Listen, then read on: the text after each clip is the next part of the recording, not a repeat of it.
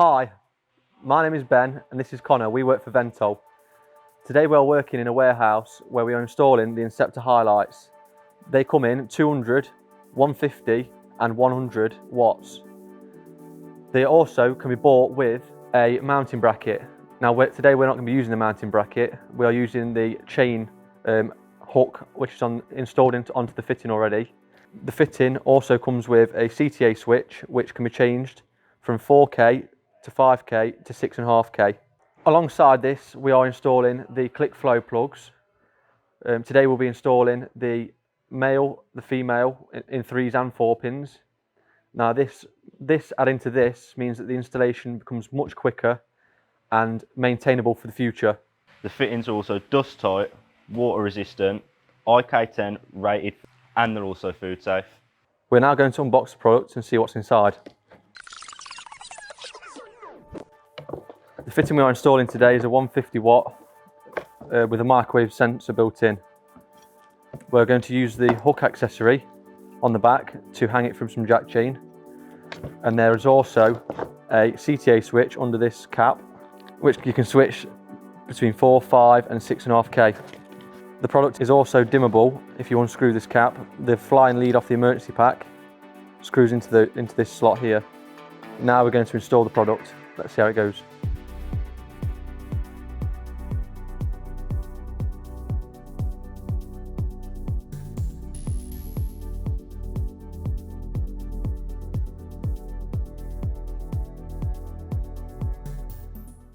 So I've unboxed the Hi-Lite.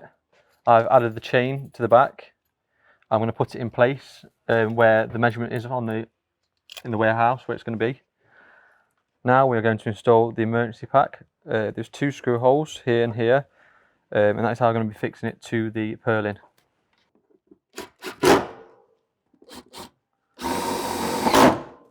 Now this cable is for the dimmable aspect of the fitting. There's 2 ends on the cables so that if they become live, they will not electrocute anything.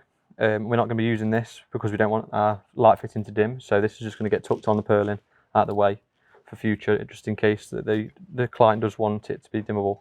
I'm going to unscrew the cap, put the lead in. This allows the emergency pack to control the light fitting, and it also allows the dimmable operation as well, which we're not going to be using. I'm then going to unscrew the cap for the CTA switch, and our client wants it at 6.5K, so that's what he's going to get. Now we're going to put some tie-ups with the chain.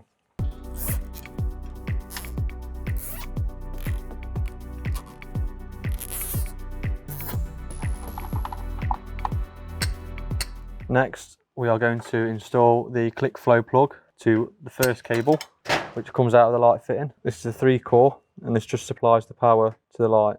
This is a male 3-pin connector. Got 2 screws at the back, unscrew those. Now these come with 2 different styles. You can either get the push fit, which is quick, or you can get the screw-in ones, which are a little bit cheaper. These 2 screws, as you tighten them up, act as a grip for the cable, so it doesn't put any strain on the connections. Now that's the light fitting end done. Now we've got the emergency pack. The emergency pack has got 2 open ends. One is a 3-pin, and that will be connected to the power for the light.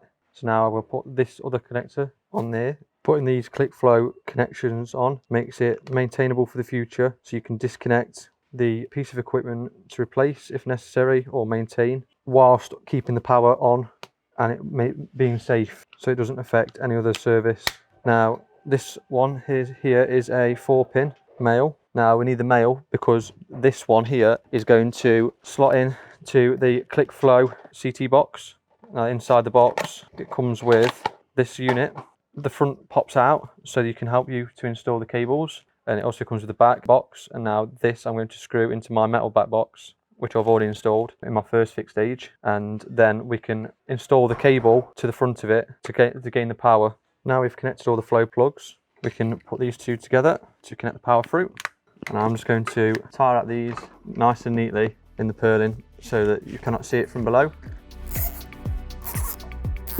Now I'm going to install the click flow box. There are 2 screws to undo to take the front off. Now this front, I could use the front on its own and put it on my 3 box, but I need the extra space as my cables are larger in cross-sectional area.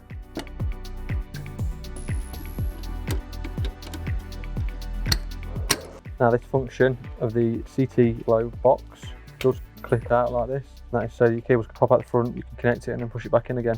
As I say, I'm not using this function today. And then all we have to do is plug it in and away we go.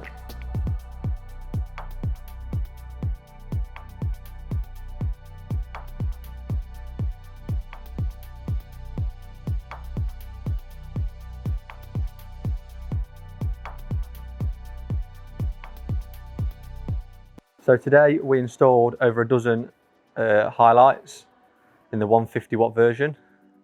They were so quick and simple to use that we managed to get nearly 2 rows done, and there's only 6 rows in the warehouse. So the warehouse will be complete in no time. And as you can see, the lighting is loads different to what it was before. There's a lot more surface area covered with the light. Now the client is really happy with the product, as they are a lot brighter than the old product that they was using before. The combination of the click flow and the Hi-Lite has sped up the process no end, and the customer is happy with the speed of the project and the light fittings themselves. I would recommend them highly to anyone else that wants to use them.